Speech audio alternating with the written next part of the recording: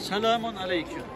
Doğu Türkistan Cumhuriyeti'ni ilk olarak, devlet olarak kabul eden Türkiye Cumhuriyeti'nin kurucu Cumhurbaşkanı Gazi Mustafa Kemal Atatürk'ün huzurundayız. İnşallah Gazi Mustafa Kemal Atatürk gibi bugünkü Türkiye'ninki Cumhurbaşkanı Recep Tayyip Erdoğan'ı hem Sayın Devlet Bahçeli'ni hem Cumhur İttifakı'ndaki tüm genel başkanlarını, Millet İttifakı'ndaki tüm genel başkanlarımızı birlikte meclisten onay alarak Doğu Türkistan'ı devlet olarak kabul etmek için davet ediyorum. Sadece mecliste Milliyetçi Parti Genel Başkanı Devlet Bahçeli konuştu. Yani bu Abbas'taki Çin ziyaretinden sonra.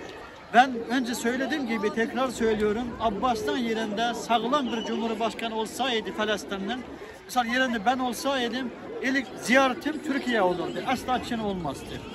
Sevgili kardeşlerimiz, Sayın Devlet Bahçeli gibi tüm genel başkanlarımızın Doğu Türkistan için konuşmak için davet ediyorum. Doğu Türkistan meselesi küçük bir mesele değil, büyük devlet meselesi. Bir milletvekiline bir yardımcının konuşması olmaz. Genel başkan konuşması lazım, hem Türkiye'nin Cumhurbaşkanı konuşması lazım. Sevgili kardeşlerimiz, Doğu Türkistan meselesi çok önemli bir mesele. Filistin meselesine ne kadar ağırlık versek, Doğu Türkistan meselesine ondan daha fazla ağırlık vermemiz lazım. Çünkü orası ilk Türk yurdu. Türklerin ilk İslam'ı kabul ettiği, Türklerin medeniyet yarattığı bir yer. Orası Kürşat'ınki, Bilgi Kağan'ın hem tüm Türk atalarımızınki yaşadığı bir yurt.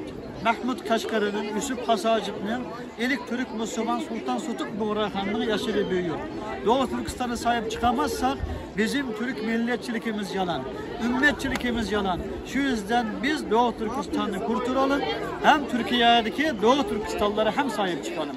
Sözümden sonunda meclisteki binlerce milletvekillerimizin Doğu Türkistan'a sahip çıkmasını, en az bu Kurban Bayramı'nda Doğu Türkistanlar için tek tek Kurban Bayramlık salam göndermesini, hem bir milletvekilinin bir tane kurbanlık Doğu Türkistanlara hediye etmesini buradan sesleniyorum. Türkiye devletimizge sözümden sonunda tüm mezunlarının ümidi olduğu için teşekkür ediyorum. Allah'a emanet ediyorum.